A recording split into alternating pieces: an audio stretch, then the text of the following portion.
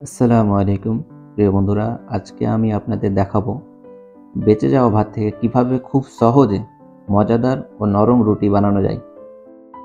বেঁচে যাওয়া ভাতের এত সুন্দর রেসিপি আপনারা হয়তো আগে ভাবেননি। চলুন এই রেসিপিটা একসঙ্গে শিখে নেই। तो चलिए शुरू करते हैं।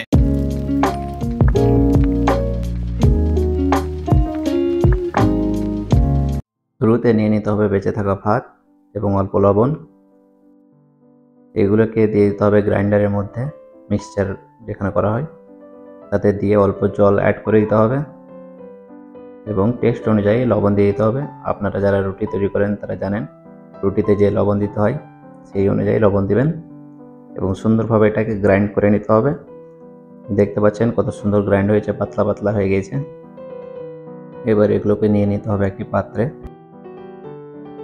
এবার নিয়ে নিতে হবে কিছুটা আটা, সঙ্গে আমরা নিয়ে নিয়েছি ধনেপাতা কুচি, লঙ্কা কুচি এবং নিয়ে নেওয়া হয়েছে কিছুটা কাঁচা জিরে এবং এগুলোকে সুন্দরভাবে মিক্সচার করে নিতে হবে। একে একে দিব স্বাদ অনুযায়ী এবং মিক্সচার করে নিতে হবে।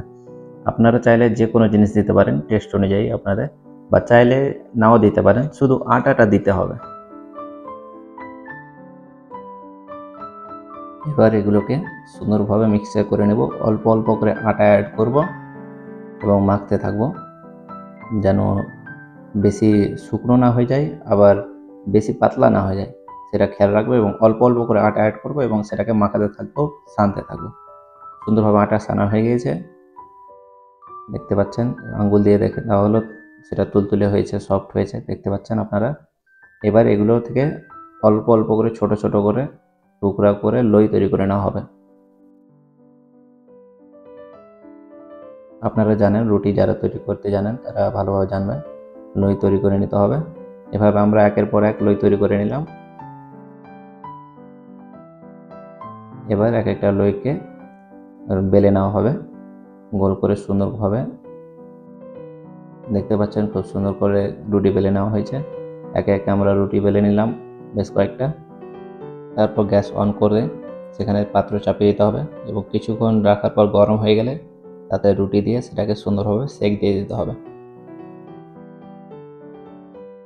দেখতে পাচ্ছেন রুটিগুলো খুব সুন্দরভাবে ফুলে যাচ্ছে। আমরা এই মতো ভিডিও প্রত্যেক সপ্তাহে নিয়ে আসি। যদি আপনার এই ভিডিও ভালো লাগে তাহলে ভিডিওটা লাইক করবেন, কমেন্ট বক্সে কমেন্ট করে আপনার মতামত জানাবেন এবং চ্যানেলটিকে সাবস্ক্রাইব করবেন যেন ভবিষ্যতের ভিডিওর নোটিফিকেশান আপনার কাছে ঠিক সময়ে পৌঁছে যায়।